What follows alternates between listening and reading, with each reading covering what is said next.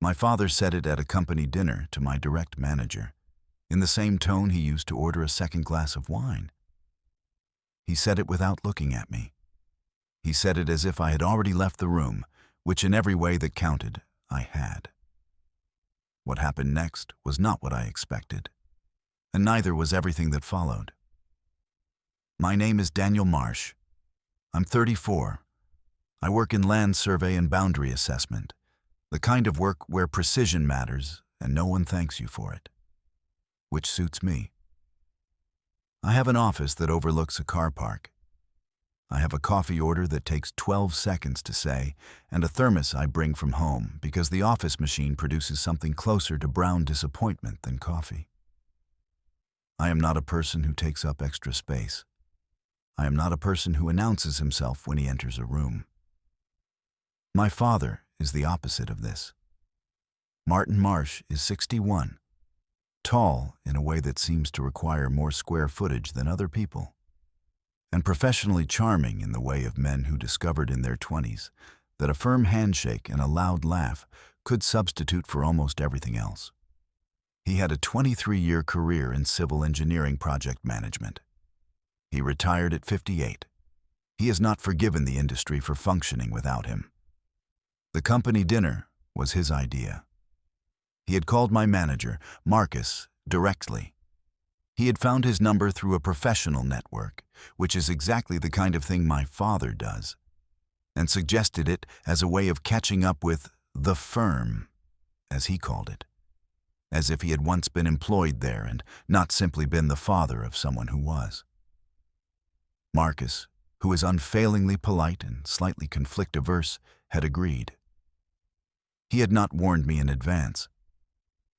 I found out about it the way you find out about most things in that office. Priya Sethi told me.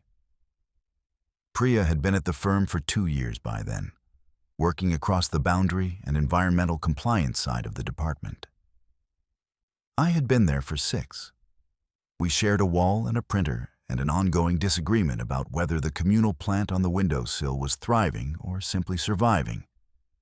And I had been conducting a quiet, impeccably managed campaign to convince myself that this, the wall, the printer, the plant argument, was as much of Priya Sethi as I was allowed to want. She had dark eyes and a way of reading documents that made her look like she was cross-examining them. She corrected my report formatting without being asked and without making it feel like correction. She kept a thermos of her own on her desk and had never once commented on mine, which I considered a form of respect. Her handwriting was faster than seemed legal, and she remembered everything: dates, reference numbers, conversations from 8 months ago, with an accuracy that bordered on inconvenient. She had told me about the dinner on a Tuesday, with her coat half on and a set of site assessment files under one arm. She had said, "Your father called Marcus. There's a dinner on Thursday. You might want to prepare for it." I had asked her how she knew. She had said very evenly, "Because I was in the room." I had not asked what that meant. The dinner was at a restaurant Marcus favored for client events, the kind of place where the lighting is expensive and the portions are architectural. There were 4 of us: Marcus, my father, a junior colleague named Ben who had been included presumably to provide an audience, and me. My father arrived first. He always arrived first. The smell of the room was warm linen and something faintly lemony from the candles on the table. The sound was low conversation and glassware. I remember thinking, when I walked in and saw him already seated and already talking, that the room felt smaller than it had the last time I'd been in it. He shook my hand. He ordered for the table without asking. He talked about the industry at a pitch just above the comfortable register, and Marcus nodded in the particular way he has of indicating attention without necessarily feeling it. Ben looked impressed by the volume. I cut my bread into thirds and arranged it on the plate with more care than the task required.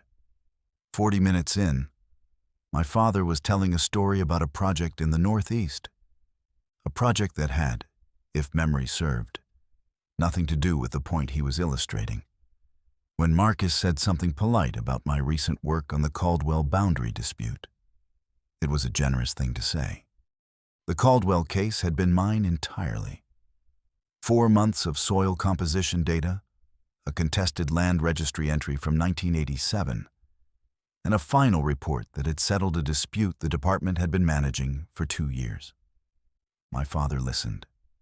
He nodded. He said, "Danny's always had the detail work, the paperwork, the sitting still."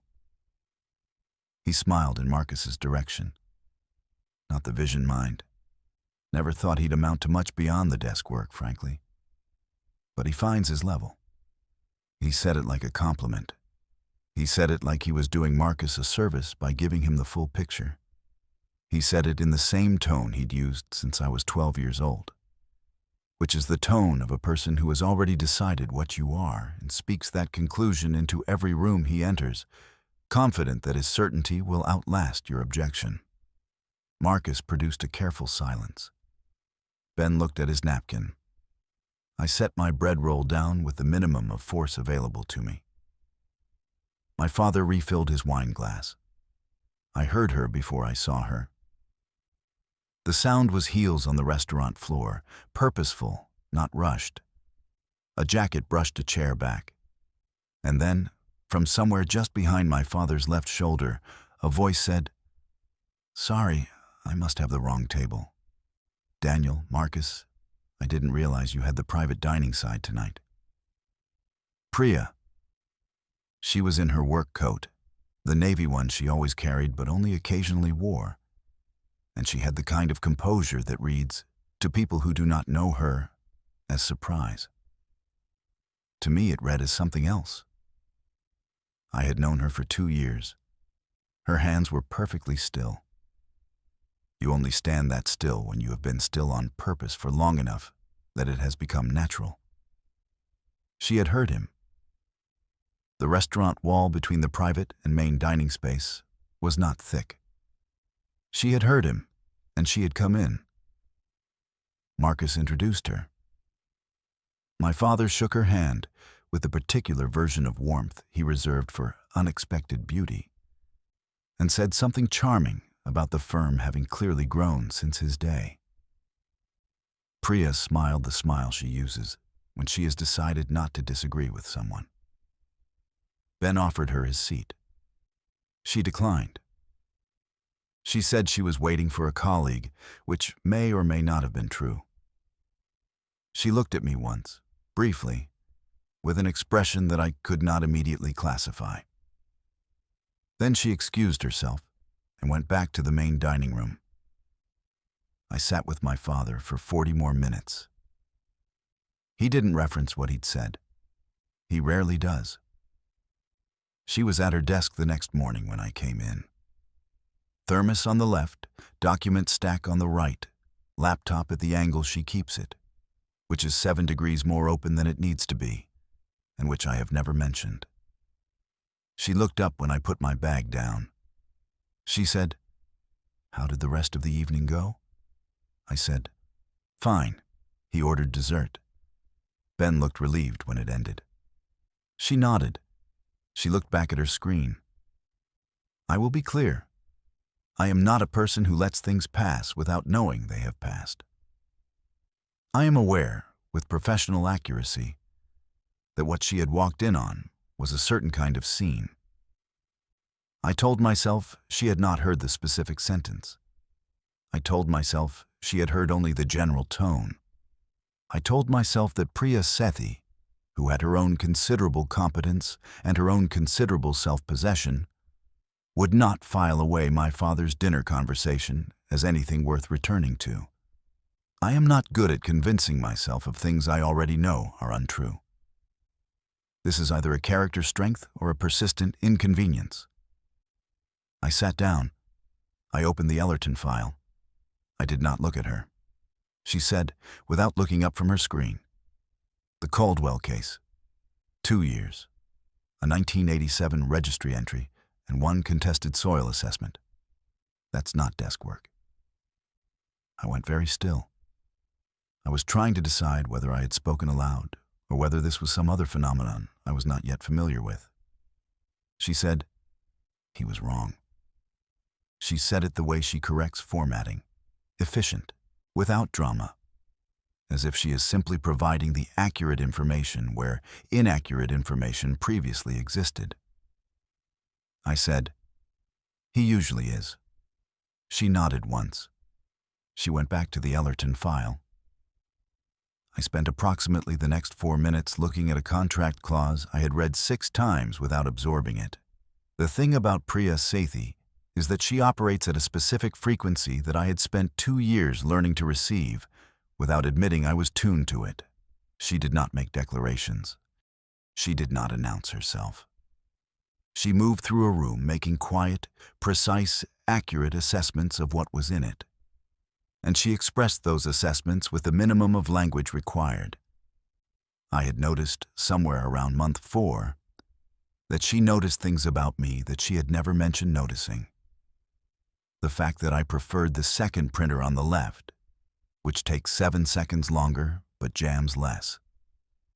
The fact that I drank coffee at 9 a.m. and tea from about 2 p.m., and that she had stopped offering me coffee after 2 without my having said anything. The fact that my reporting format improved significantly in month 6 of my tenure, which she had once mentioned in passing, without any apparent awareness that I had been quietly adjusting it because her method was better. She also noticed the things I did not say. She had never asked why I kept a second copy of my site notes in a separate file. She had never asked why I checked the Caldwell timeline 1 extra time before submitting it. She had noticed, I was increasingly certain, that the reason for both of these things was a specific sentence said to me by a specific person, many years before she'd heard it spoken across a restaurant partition. The week after the dinner, she sent me a document, an internal one, unprompted, a methodology note she had drafted about boundary assessment processes. She had put my name in the acknowledgments alongside 2 senior partners. When I had pointed this out, she had said, "You improved the process. That belongs on the record."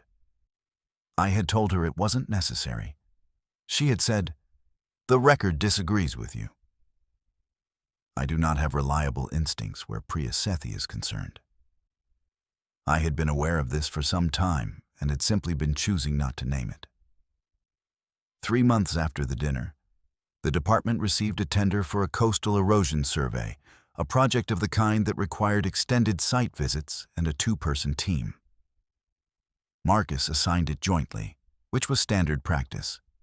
He assigned it to us, which was also technically standard practice. I noticed that he had not looked particularly deliberative about it. We drove to the site in my car, which is unremarkable except for the fact that it was the first time we had been in enclosed space together for more than the duration of a lift ride. She had brought the site files and her thermos. I had brought coffee and a slightly excessive number of highlighters, which she did not comment on. The site itself was a section of eastern coast, clay cliffs and tidal survey markers, the sort of landscape that looks provisional, as if the land has not yet decided what it intends to be. The weather was what you would expect of early November on the North Sea. Cold with a conviction. The kind of cold that moves through a jacket rather than being stopped by one. She worked in the methodical way she always does, which is to say entirely without waste. She documented in handwriting that was fast and clean. She called measurements without being asked. She had remembered to bring a secondary level when she'd seen the terrain description in the brief, which I had not remembered to do. And she produced it from her bag without comment when the primary one proved insufficient for the slope gradient. I was, without having decided to be, watching her work. I am noting this because it is relevant information. I had watched her work before in the office. But this was different in the specific way that outside spaces make things different. The wind off the water. The particular quality of November light on the cliffs. The fact that there was no printer, no wall, no carefully maintained professional adjacency. Just the two of us in a coastal survey, and a view that went all the way to the horizon. At one point, she was recording measurements at the lower survey point, and I was writing up the initial readings above when she called up something about the tidal marker reference. I gave her the number. There was a pause. Then she called up, "Thank you." She said it the way you say something you have said many times in your head. Not because she was being formal, because she had said it before in some version of this, and the actual words had simply followed the thought out. I stood at the top of the clay path and looked out at the sea and thought, I have been very careful. I also thought, it may not have mattered. We stopped at a services station on the way back, because we had both been on the site for 5 hours, and the case against stopping was weaker than the case for it. She ordered tea. I ordered coffee. The station was fluorescent and impractical, and there was a child having a very committed disagreement with his father near the entrance. We sat in a booth and spread the preliminary site notes across the table. She said, "The south quadrant readings are cleaner than I expected. The erosion rate may be lower than the initial assessment indicated." I said, "I had the same reading. I'll cross-reference the historical tide data when we get back." She said, "I've already started a folder." I said, without having planned to say it, "Of course you have." She looked up. Something crossed her expression, quick, and then gone, and then not quite gone. She said, "I saw your face." I said, "Which face?" She said, "At the restaurant, when he said what he said." She was looking at the site notes. Her hands were still. "You didn't react. That's not the same as it not landing."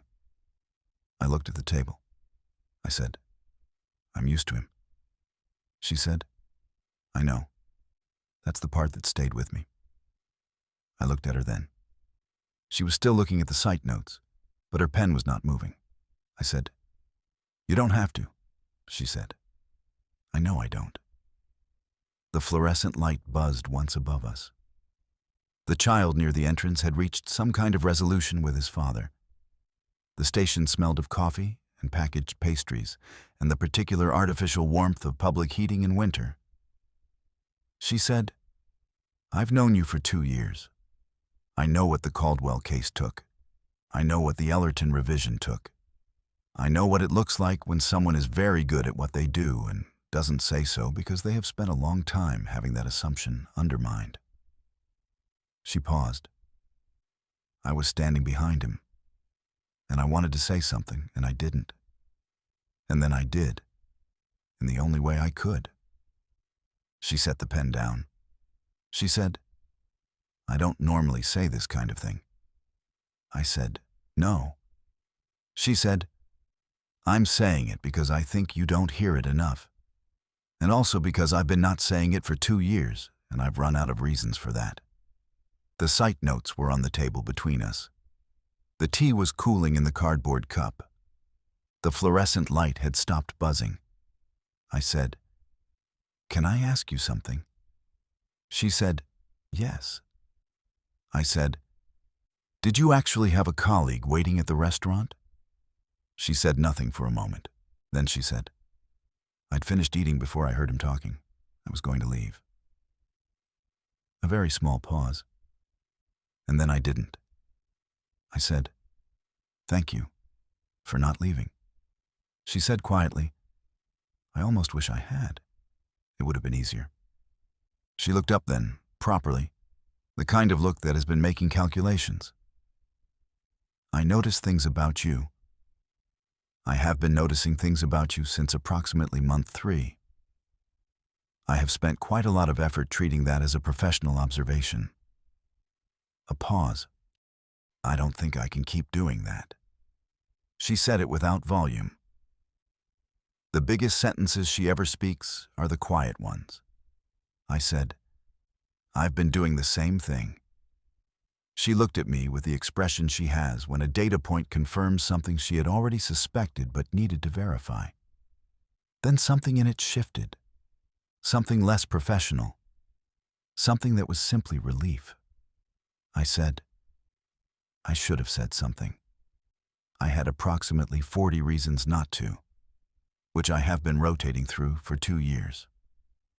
She said, were any of them good reasons? I considered this honestly. 3 of them held up. The rest were paperwork. She laughed. The real one, not the performed version she reserves for meetings. The laugh came out a note too high and then leveled, and she pressed her hand briefly over her mouth. And for a moment, she looked like a person who had suddenly remembered something good. I reached across the table and covered her hand with mine. She turned her hand over. She held it. The child near the entrance had found a vending machine. His father was fishing for coins.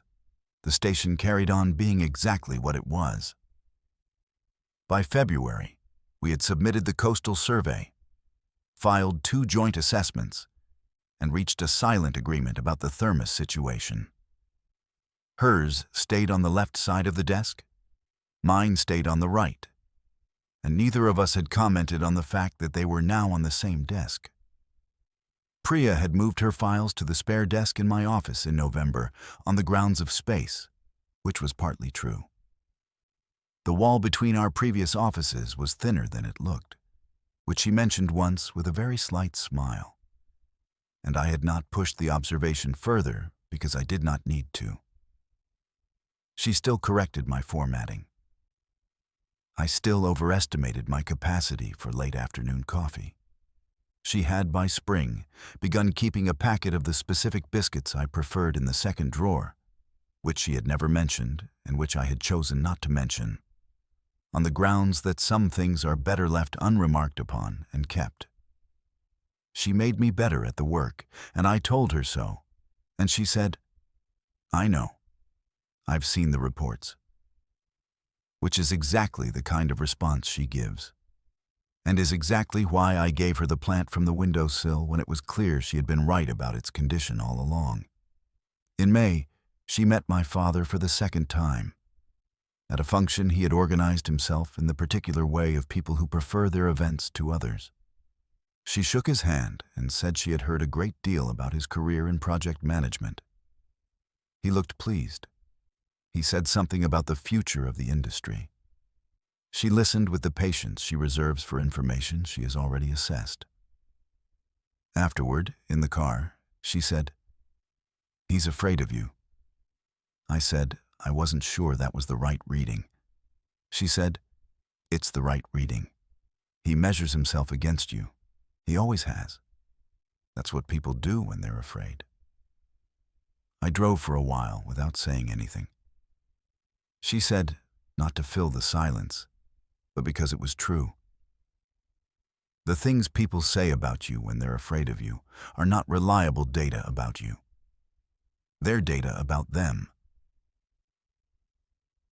That sentence has, in the time since she said it, done a considerable amount of structural work. Years later, when people ask how it started, I tell them about the restaurant, about the dinner I didn't know was happening, and the wall that wasn't as thick as anyone had assumed, about a woman in a navy coat who had already decided to leave, and then didn't, for reasons she was too composed to name in the moment and too honest to deny later. She tells it differently. She says it started in month 3, which I believe, and that the restaurant was simply the moment she ran out of architecture to hide behind, which I also believe. What we agree on, it was not new. It had probably always been exactly this.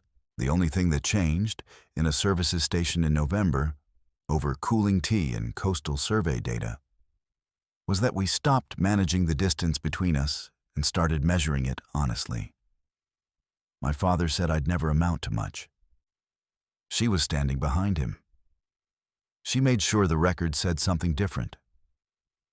What would you have done if you'd overheard someone being dismissed by the person who was supposed to believe in them? And have you ever stayed somewhere or said something when it would have been easier to leave? Tell me in the comments. If this one stayed with you, a like and a subscribe means I'll keep making them, and I'll see you in the next one.